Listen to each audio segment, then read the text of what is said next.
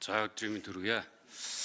Баянгар аймагт тусгай хэрэгцээтэй хүүхдүүдийн асуудал шийдсэн Инх хамгаалал сайд Ав Бакир сайд хоёрт бас юуны өмнө баярлалаа гэдгийг илэрхийлье. Гэхдээ Ав Бакир сайд байжгаад гараа авчлаа. Дунд шатанд яаж ажлыг завхруулж болдог вэ гэдгийг 106 сараас хойш Ав Бакир сайд уг нь ясмахандаа шингэтэл ойлгосон. Тэгээд дунд шатанд байгаа энэ хариуцлагын асуудлыг одоо ярих хэрэгтэй шүү гэдгийг өөрт нь бас хэлмээр байна. Загчий. За тэгээд энэ 24 оны засгийн газрын санхүүгийн аудитаар төсвийн болон төрийн өмчт аж ахуй нэгжүүдийн төсвийн ерөнхийлөн захирагч нар дээр 15 их найт төгрөгийн алдаа дутагдал гарсан гэдгийг аудитын байгууллага улсын хурлд танилцуулсан. Тэгээ энэ хүнд ямар хариуцлага тооцсон бэ гэдгийг энэ хэрэглэх газрын дарга ерөнхий аудит 2-ын хэлж өгмөр байна. Тэгээд жишээ одоо энэ 2024 онд Баянгар аймагт 24-өөс 25 онд 7 хүнийг хууль бусаар томилдсон байна.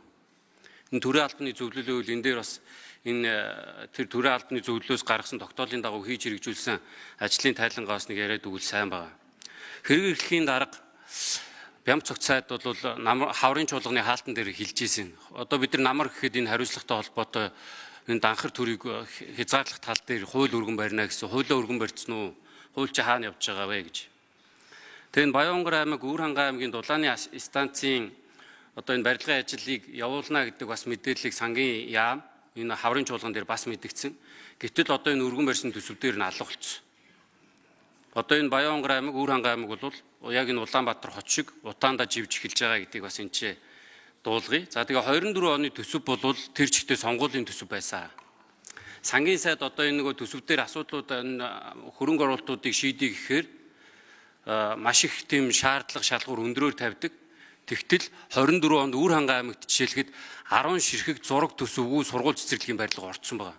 Одоо тэгээд тал барилга хүлээж авах уу яах уу гэдэг дээрээ хэн хариуцлага хүлээх үү яах уу гэдэг асуудлаас одоо тэр зарчим нь хаана байна, хариуцлага нь хаана байна гэдгийг одоо шинчээ яриул зүгээр байна.